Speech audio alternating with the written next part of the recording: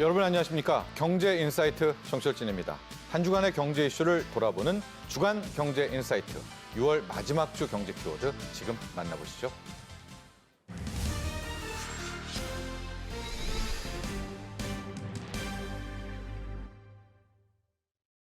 자, 신정부의 AI 정책, 우리 교수님께서 전반적으로 한번 평가 부탁드립니다. 네, 신정부에서는 이제 다양한 투자를 통해서 AI의 민간의 협동을 굉장히 강조하고 있고 그러한 면으로서 지금까지 연구 관점에서 많이 이뤄놓은 성과를 이제 좀 더 확산하고 우리 국민들이 실질적으로 삶에서 느낄 수 있는 이제 혜택을 보게 하는데 좀 더 집중돼 있다고 많이 느낍니다. 특히 이제 100조를 투자하겠다라는 것 자체도 네. 이제 각각 모든 국민들이 이제 다 생각을 한다면 또 이제 AI가 가지는 그 기술의 확산력을 생각한다면 그런 투자 규모 내에서 많은 사람들이 실질적으로 피부에 닿는 그 효과를 만들어내겠다는 데 좀 더 중점이 되어 있는 그런 캐치프라이즈가 아닌가라고 생각을 합니다. 네. 자, 가장 많이 지금 먼저 좀 치고 나온 것들 또 주식시장을 비롯해서 산업계에서 가장 관심이 뜨거운 게 AI 데이터 센터와 AI 고속도로거든요. 네. AI 데이터 센터는 또 많은 분들이 잘 익숙한데 네. AI 고속도로라는 내용 언론에 참 많이 지금 언급되고 회자되고 있는데 개념 정리를 한번 해 주셔야 될 것 같습니다. 특히 AI 고속도로가 왜 필요한지 이게 지금 네. 계획대로 구축이 된다면 AI 산업에는 어떤 영향을 미치는지까지도 한번 설명 부탁드립니다. 네. AI 고속도로 하면 네. 우리가 산업화에서 고속도로가 가지는 그 의미를 그대로 가져온다고 보시면 되겠습니다. 예. 우리 산업화에서는 고속도로가 있음으로써 물류를 좀 더 활발하게 하고 또 그런 걸 가속화시킴으로써 이제 산업 경쟁력을 좀 확보하고 또 그러한 모든 부가가치 혹은 거기서 나오는 이제 가치를 조금 더 확산시키겠다라고 보시면 되겠습니다. 물류의 핵심이 고속도로죠. 그렇습니다. 네. 예. 동일한 원리로 이제 AI의 개발 과정 등을 본다면 학습할 때 굉장히 높은 효율성을 높이기 위한 데이터 센터를 구축하고 또 그런 것을 각각의 사용자들이 사용하는 그 추론을 할 때 그 추론 엔진에서 우리가 얼마만큼 빠르고 정확하게 각각의 개인 사용자들이 그걸 누릴 것인가 그런 처음부터 끝까지 그 AI 관점에서의 그 물류 그런 지식의 흐름을 굉장히 실용화 단계에 올려서 네. 모든 사람이 그걸 실제로 향유할 수 있게 하고 또 그걸 통해서 이득을 볼 수 있게 하겠다라는 그런 전반적인 개념을 다 담아서 이제 AI 고속도로라는 용어라고 이제 부른다고 생각합니다. 예. AI 고속도로. 그러면 AI 데이터 센터가 있겠죠. 그렇습니다. 그게 소비자까지 오게 되는 그런 과정인가요? 조금 더 좀 설명 좀 부탁드린다면. 네. 네, 예. 그렇습니다. AI 데이터 센터는 AI를 우리가 구동하기 위한 학습하기 위한 기본적인 인프라 구조입니다. 그렇죠. 센터가 있어야죠. 맞습니다. 예. 거기서 모든 연산 장치들이 집중되어 있고요. 거기에 많은 또 전력도 소모하게 될 것입니다. 네. 그러면 이걸 이제 학습이라 부르는데요. 그 학습된 모델을 개개인의 사용자들이 가져다 사용하는 것을 우리 추론이라고 부릅니다. 예. 그 추론 과정에서도 우리 스마트폰으로 어떤 GPT를 쓴다든지 어떤 AI 서비스를 사용할 때 이 스마트폰이 가지는 연산의 한계가 있을 수도 있습니다. 예. 어떤 폰은 굉장히 하이 퍼포먼스로 굉장히 높은 성능을 가져서 자체적으로 하겠지만 예. 그렇지 않으면 우리가 메모리 자원도 빌려와야 될 필요도 있고 어떻게 보면 연산 자원도 빌려야 할 필요가 있는데 그런 것들이 만약에 기본적인 인프라 자체에 문제가 있어서 실시간으로 되지 않는다거나 하면 또 이제 사용자가 느끼는 불편이 있을 테니까 예. 그것을 이제 AI 고속도로라는 개념에서 그 물류의 시간을 땡기고 그걸 현실화 가능할 정도로 그런 서비스를 구축할 수 있는 정도까지 높이는 것이고요. 네. 데이터 센터도 예전에는 그냥 서버의 구축이다. 그냥 모든 컴퓨팅 자원들의 집합이다. 이렇게 느꼈지만 그렇죠. 최근에는 연산을 위한 데이터 센터, 추론을 위한 데이터 센터 이런 식으로 많이 차별화되고 많이 고도화되는 과정이 있습니다. 예. 예, 그래서 그런 과정 하에서 이번에 우리가 만들어 놓은 이제 AI 데이터 센터의 구축은 그 모든 걸 다 고려하는 이제 전 국민이 쓸 수 있는 그런 이제 전초 기주로서 활용을 하겠다는 의지를 이제 보여주는 거라 할 수 있겠습니다. 예. 그 시작은 역시 데이터 센터일 텐데요. 20일이었습니다. 지금 울산이 들썩들썩하고 있는데 울산 AI 데이터 센터요. 여기 SK그룹과 아마존 웹 서비스가 수조 원을 이제 SK그룹은 7조 원 이야기를 하고 있는데 이번에 울산 프로젝트라는 별칭도 갖고 있고요. 울산에 짓게 되는 AI 데이터 센터. 이 내용 좀 자세히 설명 좀 해주세요. 여기 아마존까지 들어오는 여기서부터 국민들도 되게 좀 기대를 네. 하거든요. 네. 맞습니다. 예. 예, 아마존 당연히 지금 들어와서 이제 많은 투자를 하려고 하고 있고요. 네. 이제 아마존 웹 서비스라는 것은 무엇이냐면 예. 우리가 그 데이터 센터라는 것을 실질적으로 접근을 해서 활용을 하거나 그 학습된 모델을 쓴다면 우리가 인터넷이 기본적으로 우리가 제공이 되어야 됩니다. 그렇죠. 우리 울산에 가서 데이터를 받아올 수는 없으니까요. 네. 어디서나 이제 모바일에서 이제 그 데이터를 쓰게 되는 것인데요. 그래서 이제 웹 서비스라는 이름으로 아마존에서 그런 기능을 예전부터 많이 해왔던 경험이 있습니다. 미국에서 하고 있죠. 맞습니다. 네, 네, 이미 네. 하고 있고 네. 이제 한국에서 많이 사용하고 있는데요. 그 기능을 그대로 유지한 채로 이제 제일 끝단에 있는 울산에 있는 AI 데이터 센터에서 나오는 그 여러 가지 고도화된 파라미터라든지 그런 연산된 결과라든지 내 필요하다면 거기 연산을 한다든지 이런 것을 중간 매개체로 아마존 웹 서비스를 사용해서 이제 이미 성공 사례니까 이미 네. 상용화되는 성공 플랫폼이기 때문에 그걸 활용해서 예. 이제 구축하려는 게 굉장히 크고요. 예. 그래서 아마존 웹 서비스도 이제 그 회사 자체의 사업군으로 보기 때문에 여기 같이 들어와 있는 것이고요. 예. SK도 이제 글로벌 허브로서 이제 100기가와트까지 확장을 해서 그 규모를 늘려가고 있습니다. 저기 개요들이 나오고 있습니다. 규모는 약 네. 11,000평이고요. 투자 규모는 7조 원입니다. 네. 2029년 2월이 되면 103 메가와트인가요?까지가 가게 됩니다. 당장 8월부터 실질적으로 기공을 시작을 한다 이렇게 보고 있고요. 한 7만 8천여 명의 고용 창출 효과를 기대한다.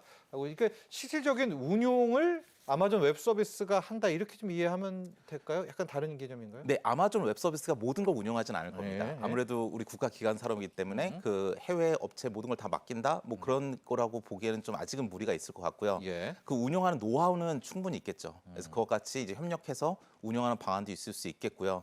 국내에서 이제 데이터 센터를 굉장히 크게 운영해 본 경험이 있는 회사는 굉장히 많습니다. 네. 네이버도 있고 네. 또 기타 등등 다른 회사들도 많은 회사들이 이제 그런 운용한 경험도 있고 노하우가 축적되어 있기 때문에 충분히 가능할 거라 보고요. 예. 또 이제 전력 수급 문제도 굉장히 큰 문제입니다. 그래서 보시다시피 이제 전력도 굉장히 많은 예.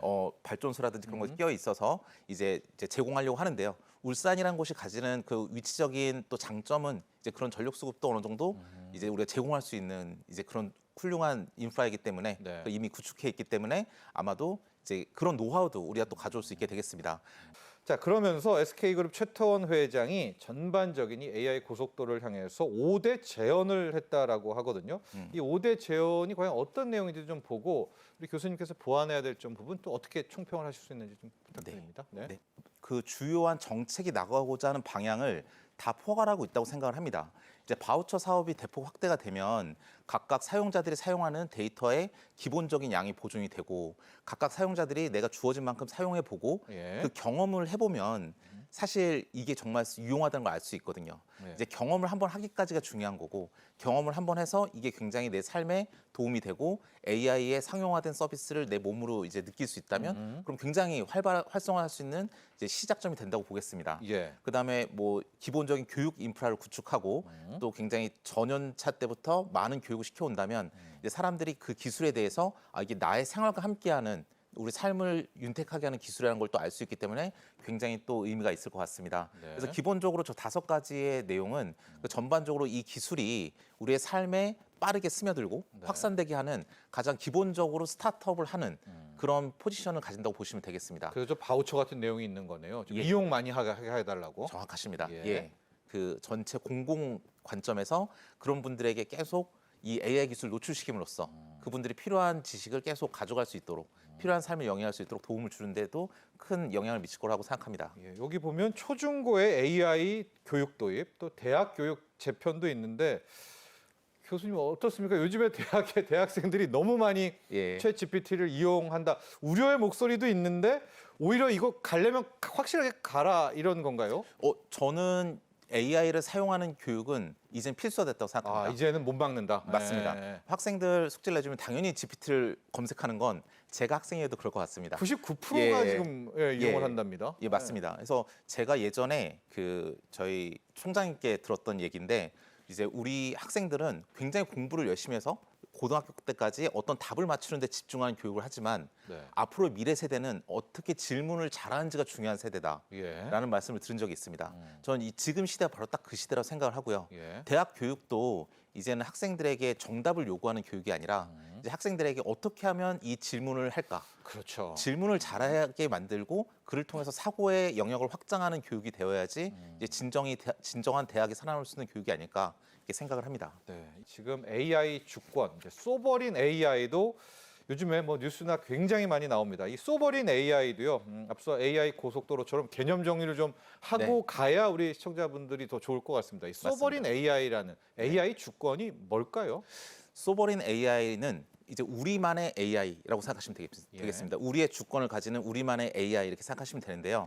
이렇게 말하면 약간 추상적이니까 좀 더 예, 예. 구체화를 한다면 네. 다음 것 같습니다. 예를 들어서 우리나라의 특성만을 가지는 AI. 예를 들어서 우리나라의 통신망은 지금 통신망이 구축되어 있고 이걸 활용하는 그 정도의 수준은 미국이나 다른 나라에 비해서 월등히 우월합니다. 예. 예, 뭐 웬만하면 인터넷 다 되고요. 그쵸. 또 그런 또 지역마다 가지는 또 특성적인 데이터들이 많습니다.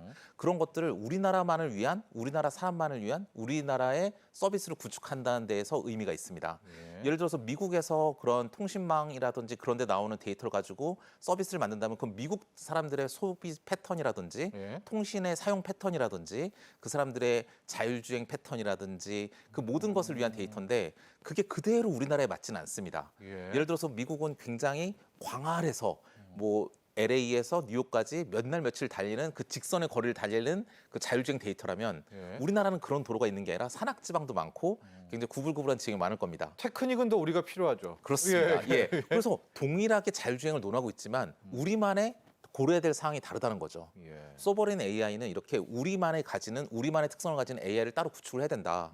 외국이 더 잘한다 해서 그걸 가져다 썼을 때 그러면 그게 가지는 것이 과연 우리의 특성을 반영하는가? 그건 아니라는 거죠.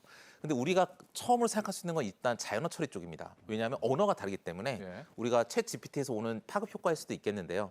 우린 대화형 AI를 보면서 우리가 그 AI의 충격을 좀 느꼈던 세대 아니겠습니까? 그래서 이제 영어로 하는 게 아니라 한국말로 우리의 감성과 우리의 감정을 따라갈 수 있는 AI를 제일 먼저 시작을 했다면 앞으로는 방금 자율주행에서 말씀드린 것처럼 네. 미국과 우리나라가 동일한 자율주행 기술을 가지고는 있지만 그게 활용돼야 되는 환경이 다 다르기 때문에 우리만의 AI를 구축할 수 있는 당위성이 생기는 겁니다.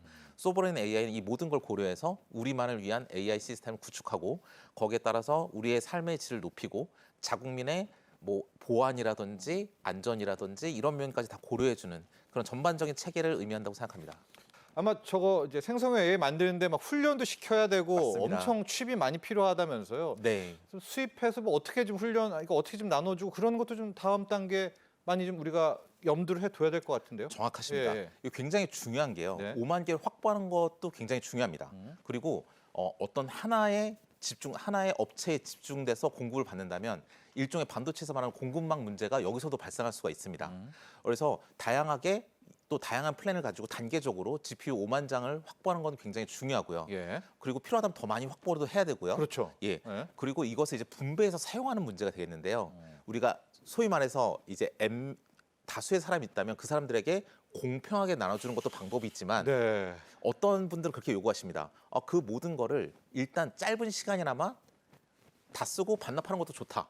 즉 뭐냐면 N명의 유저가 N개로 나눠서 쭉 사용하는 거, 오랜 시간 사용하는 것보다 어떤 사람은 짧지만 많이, 어떤 사람은 긴 시간 동안 그러니까 다양한 요구사항이 있을 수 있습니다. 네. 거기에 맞춰서 이제 그것을 그걸 수요자에게 잘 공급해 주는 것도 굉장히 이제 정책적으로 혹은 민간이라면 네. 그 내부적으로 해결해야 될 문제가 아닌가 싶습니다.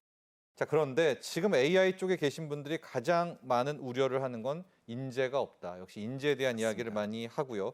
여기에 대해서 하정우 대통령실의 AI 미래기획수석도 전주기 인재 개발을 하겠다. AI 인력에 대한 이야기, 그다음에 이 뭐 전주기 인재 확보요. 이것도 함께 좀 얘기해 주시죠. 현재 지금 AI 쪽에서의 인력 부족 네. 어느 정도로 좀 어렵습니까? 예, 많이 심각합니다. 심각합니까? 예, 왜냐하면 기본적인 것은 이제 학생들이 많이 알고 있고 기본적인 건 굉장히 잘 따라옵니다. 예. 이거는 진짜 흡사 정답을 알아맞추는 교육에 굉장히 익숙해진 느낌인 거죠. 네네. 요 정도까지는 내가 알아야 되는구나라는 것까지는 알지만 그것을 굉장히 의문을 가지고 이제 생성 모델을 새로 구축을 하고 또 어떠한 파인 튜닝을 해가야 될 것이고 이렇게 실질적으로 내가 원하는 이제 상용화된 서비스를 만들기 위한 많은 고민들이 그런 것에 노출될 기회가 많이 없는 것 같습니다. 네. 그래서 실질적으로 현업에서 우리가 임팩트를 낼 수 있는 인재 양성은 굉장히 요원한 상황이고요. 그리고 그걸 위해서 우리가 교육 사업을 많이 만들고 있는데요. 네. 뭐 AI 교육도 만들고 하지만 그것들도 솔직히 다른 이제 해외로 유출된다든지 더 좋은 조건을 찾아가는 경우가 많아서 네. 이제 그들에 대한 처우 개선도 필요한 상황입니다. 자, 현재 신정부는 이제 아태 지역의 제1의 AI 허브가 되겠다 이렇게 이야기를 했습니다. 어떤 부분들 다 필요하겠죠. 에너지 부분도 굉장히 중요하다는 얘기 많이 나오는데요. 예. 마지막 좀 결론 부탁드립니다. 네, 이 모든 것이 통합된 시스템적인 생태계 구축이 제일 중요하다고 생각합니다. 예. 연산 자원을 제일 공급을 잘해야 되기 때문에 GPU도 잘 공급이 돼야 되고 그렇죠. 분배도 잘 돼야 되고 또 그에 따른 전력 수급도 굉장히 잘 돼야 되고 에너지도 있어야 되고. 예, 또 예. 지역 활성도 굉장히 중요한 상황이 되겠고요. 또 거기에서 개발된 서비스가 모든 사람에게 잘 녹여 들어가서 그들에게 임팩트가 있는 기술이라는 것을 어필할 수도 있어야 되는 굉장히 중요한 시점에 있는 기술이라고 보면 되겠습니다.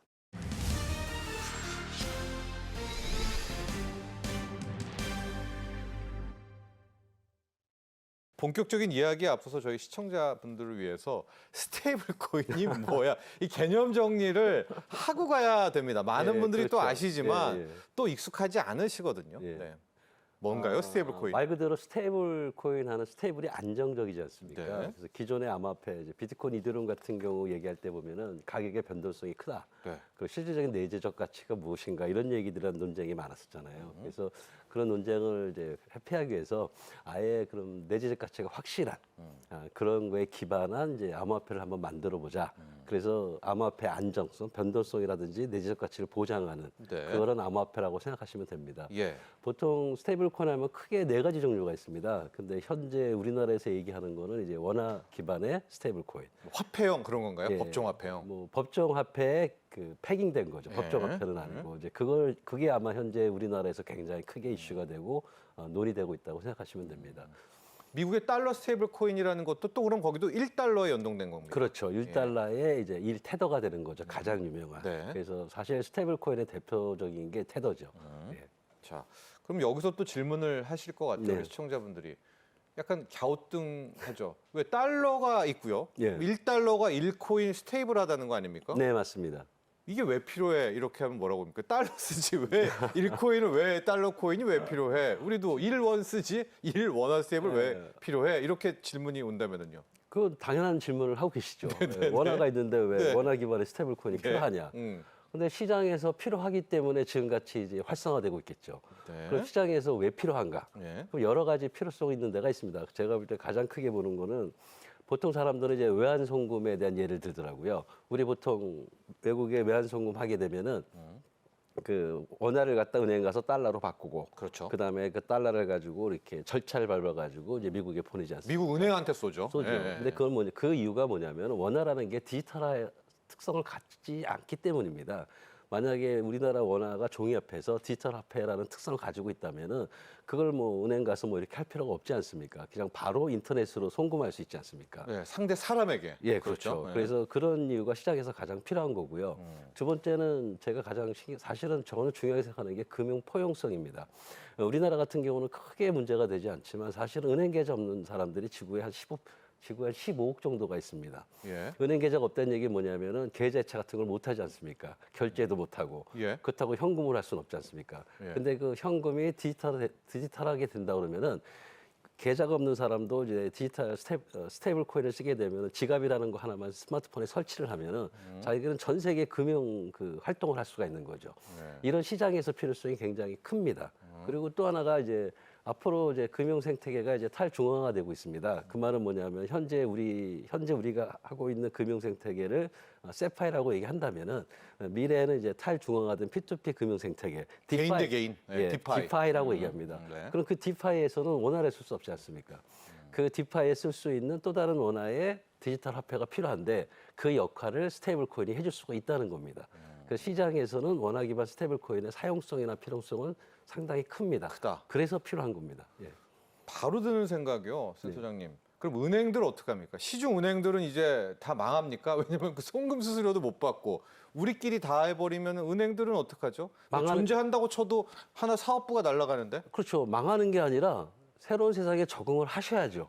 아, 은행들도요? 예, 그래서 은행들도 스테이블 코인에 관심을 많이 갖는 이유가 현재 은행들이 그 취급하는 상품들이 있지 않습니까? 예. 그건 원하지 않습니까? 암호화폐 아직 안 하지 않습니까? 예. 근데 이제 나라에서 현재는 못하게 하지만 원화 기반 스테이블 코인이 있다면은 그것도 이제 은행에서는 자기들의 대상 상품으로 갖고 싶어 하겠죠. 네. 이제 그런 것들을 이제 정리를 해야 되는 문제가 남아 있는 겁니다. 예.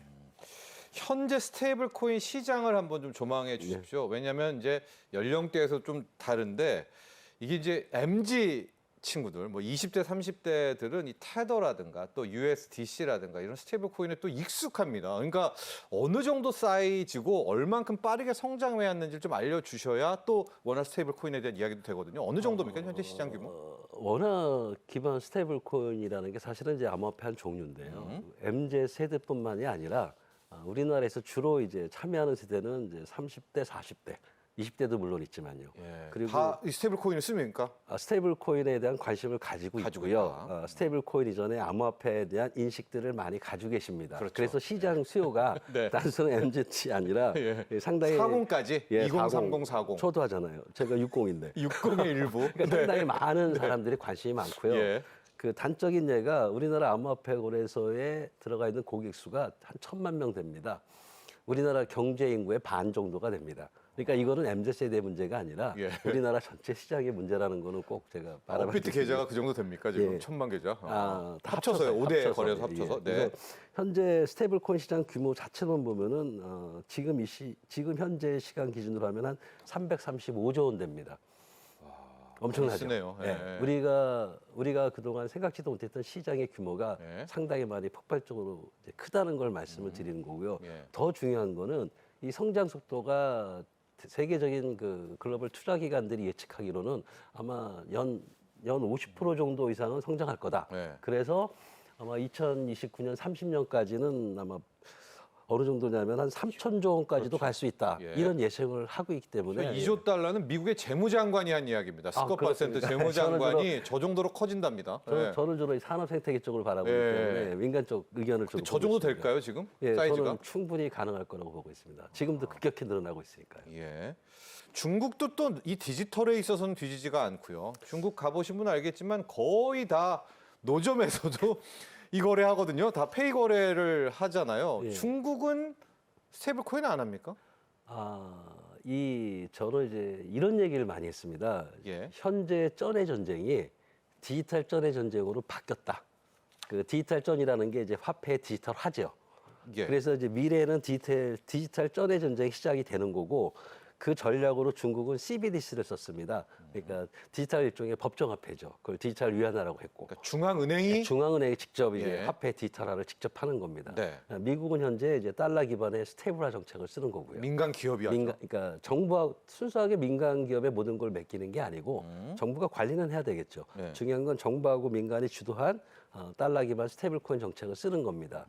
이 사이에서 제가 볼 때는 미국이 지금 추진하는 달러 기반 스테이블 코인이 디지털 전의 전쟁에서는 유리할 것 같아요. 예. 그래서 이제 중국은 여기에 대해서 질 것 같습니다. 그러면 중국도 이제 패권을 유지해야 되잖아요. 예. 그럼 중국도 가만히 있겠습니까? 제 생각에는 디지털 전의 전쟁에서 중국도 아마 위안화 기반의 스테이블 코인을 발행할 거라고 저는 생각합니다. 예. 네, 예. 그게 제가 볼 때는 중국이 디지털 전의 전쟁에 CBDC 전략만 하나 가지고는 안 된다는 걸 느꼈을 거고요. 아마 중국도 위안화 기반 스테이블 코인을 저는 발행할 걸로 보고 있습니다. 자, 지금 CBDC가 있고요. 예. 스테이블 코인 이렇게 양대 산맥으로 좀 나뉘고 있는 예, 것 같은데 얼핏 듣기에는 CBDC가 더 안정성이 있는 것 같거든요. 왜냐하면 중앙은행이 이거를 해야 되지 않나 또 이렇게 생각을 가신 예. 분들도 계실 것 같은데 어쨌거나 지금 얘기하는 스테이블 코인이 민간에서 주도한다면 기존의 제도권, 기존의 기득권 이 금융 플랫폼과는 이거 조율을 누가 합니까? 이거 굉장히 힘들겠는데요. 그게 정부에서 해줘야 되는 역할 중에 하나가 예. 그거죠. 중국은 거의 조율을 안 하고 이제 정부 100% CBDC 주도로 가는 니까. 거고. 예. 네. 그게 문제라는 거죠. 그럼 시장이 어떤 요구사항 같은 걸 반영하는 데는 한계가 있지 않겠습니까? 그래서 미국은 달러 기반 스테이블 코인을 가면서 민간 기업들하고의 아주 협력을 잘 하시는 것 같아요. 그래서 시장의 수요와 정부의 목적이 잘 조화가 돼서 예. 그래서 이제 디지털 전의 전쟁에서 승리를 할 것 같은 생각을 저는 한다는 말씀을 드리는 겁니다. 자, 그런데 이런 와중에 우리나라도 여기에 도전장을 내밀었습니다. 바로 원화 스테이블 코인인데 우리는 왜 원화 스테이블 코인이? 우리도 마찬가지 이유인가요? 역시 미래 디지털 경제를 위해서? 그렇죠. 해야 되는 거죠. 네. 만약에 제가 볼 때는 우리나라에서 원화 기반 스테이블 코인을 허용하느냐 안 하느냐는 그 중에 하나의 큰 줄기인 건 맞지만요. 가장 중요한 거는 제가 말씀드린 전의 전쟁에서 디지털 전의 전쟁으로 바뀌었지 않습니까? 네. 눈에 보이는. 그렇다면 디지털 전의 전쟁에서 우리나라의 전략이 필요한 거죠. 우리나라는 그럼 디지털 전환 전쟁에서 어떻게 할 거냐. 그래서 저는 그 중에 하나의 줄기로서 이제 원화 스테이블 코인을 반드시 발행을 해야 된다고 생각하는 사람입니다. 네. 그런데 좀 안티라고 할까요? 여기에도 좀 반대 의견을 하시는 분은 야, 사람들이 다 달러 스테이블 코인 쓸 텐데 원화 스테이블 코인을 왜 발행해? 이런 의견을 좀 하시더라고요. 이런 걸 누가 이렇게 제시를 한다면 우리 센터장님께서는 그분에게 저는- 뭐라고 이야기를 저는 하실까요? 그런 얘기합니다. 네. 그럼 달러가 있는데 왜 원화가 필요하냐? 음. 통화주권이죠. 네, 가장 통화주권. 기본적인 거는 통화주권입니다. 그다음에 더 중요한 건 뭐냐면은 원화 기반 스테이블 코인이라는 게 단순히 통화주권의 문제가 아니라 제가 아까 말씀드린 산업 생태계를 아주 혁신할 수 있는 네. 하나의 기초적인 툴이 될 수 있다는 겁니다. 그래서 우리나라가 원화 스테이블 코인을 발행을 통해서 원화 스테이블 코인을 가지고 남들이 생각 못했던 틈새 지역을 찾아야죠. 그래서 결국 원화 스테이블 코인이 활성화돼서 유동성, 그러니까 다른 나라에서 많이 사용하면 할수록 우리나라의 원화 가치가 커지는 거 아니겠습니까? 그럼 그걸 찾아야죠. 네. 반드시 원화 패배 의식에 우리가 사로잡힐 필요는 없네요. 예, 저는 해보지도 않고 왜 그런 말씀하시는지 잘 모르겠어요. 저는 이제 솔직히 말씀드리면 저는 우리나라 청년들을 믿습니다. 우리나라 인터넷 혁명 시기에 우리나라에서 만든 IT 비즈니스 창조적인 모델 굉장히 많습니다. 예. 그게 규제 때문에 사장된 것도 조금 있지 않습니까? 중요한 건 우리나라 청년들에게 IT 비즈니스 그 모델을 창출할 수 있는 분위기를 우리가 상당히 정부가 지원을 해줬어요. 네. 그 중에 하나가 팁스 제도고. 좋습니다. 마찬가지로 이제 원화 기반 스테이블 코인을 통해서 어떤 새로운 혁신적인 비즈니스 모델을 청년들에게 만들 수 있게끔 정부가 해줘야 되는 게 문제지. 네. 그걸 왜 하느냐고 하는 건 전 아닌 것 같습니다. 자, 그래서 이제 신정부 들어서 디지털 자산 기본법이 발의가 됐습니다. 이제 이게 일명 원화 스테이블 코인법 이렇게도 이제 시장에서 알려져 있는데 이 법안 내용 좀 볼게요. 우리나라 법입니다. 네. 디지털 자산 기본법은 일반법입니다. 그거는 이제 원화 기반 스테이블 코인만을 다루는 게 아니고요. 네. 가장 기본적으로는 디지털 자산 전체에 관한 내용을 담고 있습니다. 아마 작년까지만 해도 지금 이 순간에도 디지털 자산, 가상 자산 용어에 대한 그 혼란이 많지 않습니까? 네. 그래서 디지털 자산의 용어를 처음으로 법적으로 정확히 정의한 게 디지털 자산 기본법입니다. 그것만 봐도 상당히 의미가 있고요. 두 번째 저는 의미 있는 게 보는 게 뭐냐면은 우리나라에서는 암호화폐 발행이 정책적으로 금지되어 있습니다. 네. 예. 그래서 이제 우리나라에서 암호화폐 사업을 하려면은 이제 외국 가서 해야 된다든지 하는 것들이 현재 우리나라의 산업 생태계예요. 예. 그리고 그리고 또 하나가 뭐가 있는 그 중에 얘가 이제 위메이드입니다. 예. 위메이드는 우리나라 업체가 아닙니다. 외국 업체죠. 우리나라 사람. 또 하나가 뭐냐면은 벤처기업 지도에서 암호화폐 관련 산업은 벤처 인증을 못 받게 돼 있습니다. 마무리 발언으로 이제 앞으로 좀 더 입법도 보완해야 된다고 하고 예. 뭐 의회도 발빠르게 뛰고 있습니다. 어떤 재원, 우리 원화 스테이블 코인의 활성화를 위해서 거기까지도 함께 좀 얘기해 주시면서 마무리 짓죠. 그러니까 한국은행하고 금융당하고 입장이 좀 틀린 것 같아요, 우리나라는요. 네. 한국은행 같은 경우에는 원화 기반 스테이블 코인을 화폐 같이 생각하시는 것 같아요. 네. 그러다 보니까 우리나라 통화 정책에 뭔가 좀 문제가 있지 않을까라고 우려하시는 것 같습니다. 즉 다시 말해서 이게 P2P니까 원화마켓 스테이블 코인을 하게 되면 외국에서도 쉽게 살 수 있지 않습니까? 그러니까 국부가 자연스럽게 유출이 되는 거죠. 그럼 이제 우리나라 이제 원화가 외국에 막 나갔다가 어떤 문제가 생기냐면은 외국에서 우리나라에 대한 어떤 경쟁력이나 미래 가치를 안 보고 그걸 던지는 경우에 네. 상당한 이제 방어에 대한 문제가 생기겠죠. 맞는 말 같은데요? 예. 네, 네. 그런 거를 이제 한국에서는 가장 크게 걱정하는 거고요. 예, 또 예. 하나가 뭐냐면 이제 그걸 이제 우리 코인론의 일종이죠. 그게 정부의 교육이고 원화마켓 그 스테이블 코인을 발행한 어떤 회사들이 만약에 문제가 생기면 동시에 인출하게 되는 문제가 생기지 않습니까? 그걸 이제 견딜 수가 있느냐는 그걸 보통 우리는 코인론 문제라고 얘기합니다. 네. 이제 그런 거에 대한 문제점에 대해서 고민을 많이 하시더라고요. 예. 근데 저는 이제 풀 수 있다고 생각하는 사람인데 일단은 네. 그런 고민을 하시는 거고 현재 제가 볼 때 정부에게 바라는 거는 정부의 의지입니다. 이거는 반드시 해야 되는 거고 이걸 통해서 우리나라가 이제 디지털 자산이 앞으로 커다란 제도권 안으로. 들어오게 만들어서 미래 디지털 금융 경쟁력을 확보해야 된다는 의지가 있어야 된다는 거고요. 예. 그 의지를 갖기 위해서는 먼저 인식이 조금 바뀌셨으면 좋겠어요. 그러니까 예. 부정적으로 보는 인식에서 좀 긍정적으로 바라보는 인식. 그리고 그게 요즘 차근차근히 나타나고 있습니다. 그래서 디지털 자산 기본법도 그렇고 또 하나는 이제 스테이블 코인도 허용하실 것 같아요. 네네. 할 것 같습니다. 예, 허용하시겠다는 얘기는 일단 인식이 좀 바뀐 거죠. 예. 그래서 사실은 저는 기대를 많이 하고 있습니다. 자, 또 정부의 의지 이야기를 해주셨고 한국은행의 또 잠재적인 그 위험도 함께 이번에 보완해야죠. 공론화 시켜야 되겠죠. 공론화 시켜야죠. 네, 예. 좋습니다. 지금까지 박성준 동국대 블록체인 연구센터장과 함께했습니다. 오늘 감사합니다. 예, 감사합니다. 지금까지 6월 마지막 주 주간 경제 인사이트였습니다. 시청자 여러분 감사합니다.